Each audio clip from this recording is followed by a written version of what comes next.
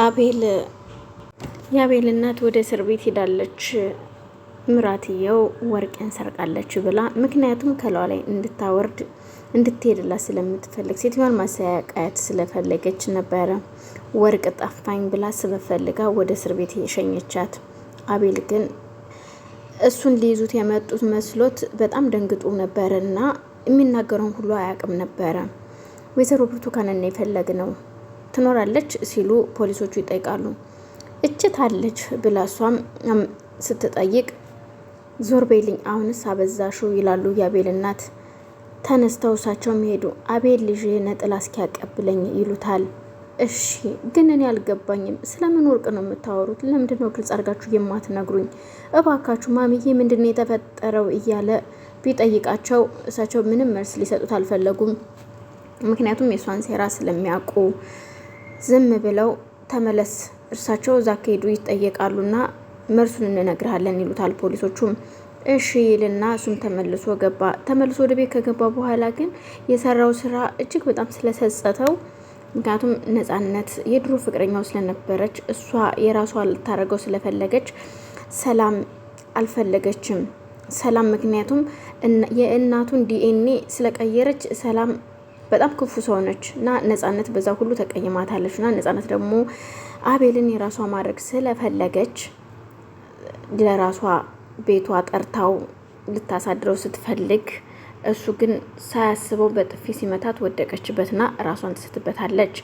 ከዛም እሱ ግራ ገባውና የተርበተበተው ወጥቶ በሩን ዘግቶት ነው የወጣውና በቃ ማን ትሙት ትኑር የሚታወቅ ነገር የለም። እሱ ግን አሁን ካሁን ፖሊስ መቶ ይይዘኛል እያለ ሰው በጠራው ቁጥር ሰው ባየ ቁጥር እየበረገገ ግራ ገብቶታል። እና እናቱን ሊይዙት የመጡት ፖሊሶች እሱን ሊይዙት መስሎት ነበርና እናትየው ወደ ፖሊስ ጣቢያ ከሄደች በኋላ እሱ ግን ብቻውን መኝታ ቤት ዘግቶ እጅግ በጣም ሲረበሽ ነበረ።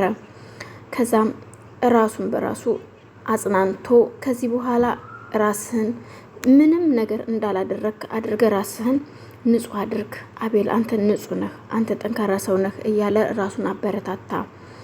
ከዛ እናትም ለደላላ ልጃቸው ደወሉና እናትህ እስር ቤት ነች፣ ወርቅ ዘርፋለች ተብሎ ይሉታል። የምን ወርቅ ነው ስለምንድን ነው ብሎ ወንድምም ልጅም ሲጠይቅ ግራ ይገባዋል። ምክንያቱም የወንድሙ ሚስት ሴረኛ እንደሆነች ስለሚያውቁ በሴራዋ እናቴን አሳሰረቻት እያለ እጅግ በጣም ይናደዳል። ሰላም ግን አቤልና ሰላም እቤት ቁጭ ብለው ቆይ ግን አንቺ ግን ለምንድን ነው እንደዚህ ያደረግሽው? ለምንድን ነው እችን ሴትዮ ያሳሰርሻት? ትልቅ ሰው እኮ ነች እሷ ሴትዮ በፍጹም ወርቅ አትሰርቅም። ለምንድን ነው ይላል።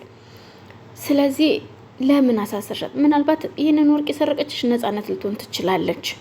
ምክንያቱም ማዘር ምንም አታውቅም። እባክሽን ነፃነትን ጠይቂ መጀመሪያ። እኒህን ሴትዮ ከእስር ቤት አስወጫቸው እባክሽ። እኔ ምክንያቱም እቺ ሴትዮ እናትህ ነኝ ብላ የመጣች አውቃ ለሆነ ነገር ነው የመጣችው፣ የሆነ ነገራችን ልትወስድብን ነው የመጣችው እባክህን ትለዋለች። አቤል እኔ ግን ጸባይህ እየተቀየረ ነው፣ ግራ እያጋባኝ ነው ትለዋለች። ይኸውልሽ እኔ የምልሽን ነገር ስለማትሰሚ እኔ አንቺ ያልሽውን ብቻ እንድሰማሽ ነው የምትፈልጊው። ስለዚህ ለዛ ነው። ስለዚህ ይኸውልሽ ሰላም እኔ እኮ ባለሽ ነኝ፣ ልታዳምጭኝ ይገባል። አንቺን ብቻ ማዳመጥ የለብኝም። ስለዚህ እኒህ ሴትዮ አልሰረቁም፣ እባክሽ አስፈቻቸው ይላታል። እሷም ካልክ እንግዲህ እሺ፣ ቆይ እስኪ ምናልባት አዎ እንዳልክም እኮ ሊሆን ይችላል ትልና እሺ ትለዋለች። ከዛ ሁለቱ ጓደኛ ማሞች ደላላው ጸሐፊ ለፍቅረኛው ግጥም ጻፈልኝ ብሎ ስለነበረ እባክህን ሲደውልለት የሆነ ችግሩን ሊያማክረው ሲደውልለት እና ትንሽ የግጥም ልጻፍልህ ቅድም አበሳጨው አይደለ እናቴን እኮ አሞብኝ ሂጄ ነው ይለዋል። ከዛኔ አሁን ስለ ግጥም አልፈልግም፣ ግጥም አትጠይቀኝ፣ ስለ ግጥም አይደለም የምፈልገው፣ እኔ የሆነ ችግር ደርሶብኛል ይለዋል። እንዴ ይልና እሺ ለማንኛውም ምን እንገናኝ ይባባሉና የሚተዋወቁበት ቦታ ይገናኛሉ። ጓደኛውም የታባክ ሰራውልህ እኔ ፍቅረኛውን የሁለታቸውን ፍቅረኛ አንድ ናትና ስለማያውቁ ሁለቱም ግራ ተገብተዋል። እባክህን እኔ አሁን ስለሷ አይደለም የፈለኩትኝ።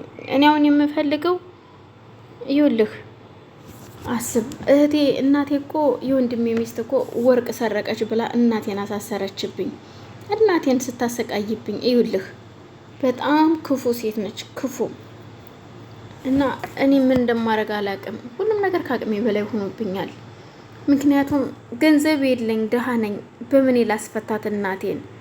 ይኸውልህ ዛሬ ገንዘብ በማጣቴ እናቴ እስር ቤት ልታድር ነው። ሁሉ ነገር ከበደኝ።